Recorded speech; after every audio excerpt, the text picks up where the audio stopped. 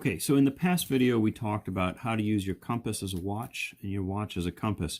We're going to continue this and talk a little bit about how do you tell time with your hands, and it all kind of relates. So when we're looking at a celestial body, we can use our hands, fingers, as a means to judge the angular size, and we talk about that in terms of degrees. So a pinky, a finger, is roughly 1 degree.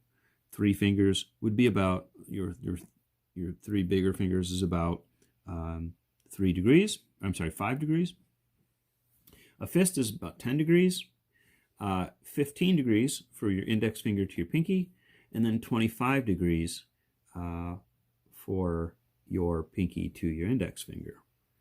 And this will be able to understand these degrees is going to give you the ability to communicate and find stars from one star to another. So when we talk about celestial navigation, this is going to come into play. So we'll talk a little bit about that in a later video. But for telling time, what we want to do is we can use our fingers. Each finger is going to represent, each of your large fingers actually going to represent about 10 minutes of time. An entire fist is going to be about an hour's worth of time. So as the sun is setting, for example, you have a baseline of the horizon to judge time with, because you have something to understand where you're at. So generally it's going to take about 1 hour for every fist, or you can, if your hands are about roughly the same size each finger, so you can put your fingers underneath the sun, outstretch your arm, put your fingers underneath the sun, and then count how many times your fist or your hand is going to be goes below. So if you can fit 3 fists between the sun and the horizon, that's going to be 3 hours. Until your sun sets. So you kind of have a rough idea when your sunset is, so you now can kind of work backwards and figure out your time. So roughly every minute that goes by is represented by a finger, so you can really easily kind of judge distance down to the minute. So if, say, the sun is really low to the horizon, you could stick your hand underneath the sun as it's outstretched. Your pinky is, let's say, right at the horizon. That's going to be 10 minutes, 10 minutes, 10 minutes, 10 minutes, 40 minutes until sunset. So now that we've got that, let's talk about finding north. So we talked about time. Let's talk about we'll talk about direction and time. And so we'll talk about that at finding the North Star in the sky. So why do we want the North Star? Because the North Star is a constant. The North Star is, let's say, this is Earth. This is the North Pole. The North Star kind of hangs up out this way. It's directly north of the North Pole. It's actually about 2 or 3 degrees off of celestial north, which is that north-south, imaginary north-south pole line that runs through Earth. So this is north, this is south.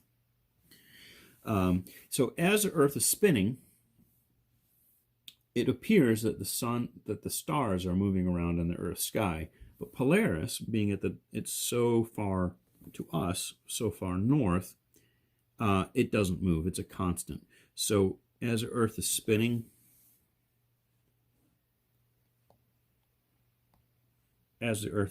around, North Star stays here.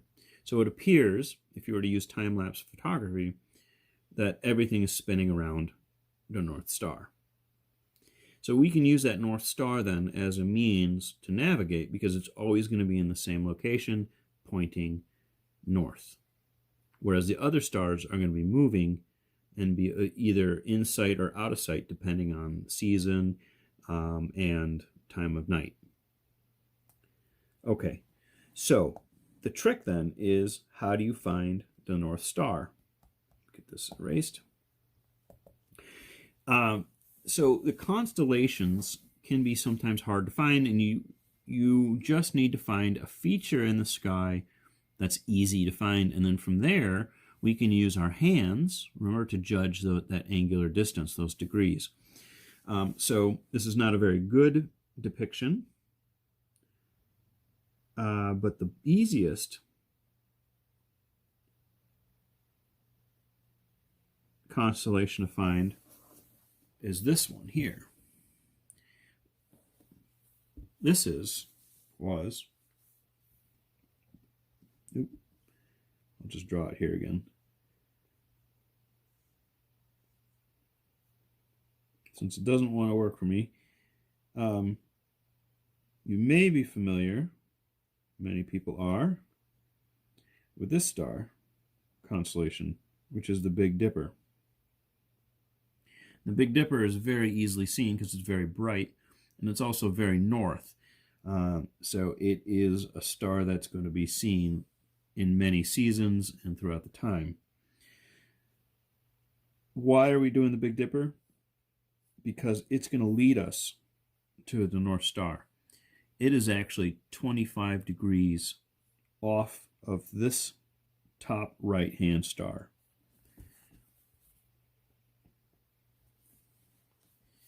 So all we have to do is find this constellation. From that constellation, we pinpoint this specific star. From the star, we know it's 25 degrees.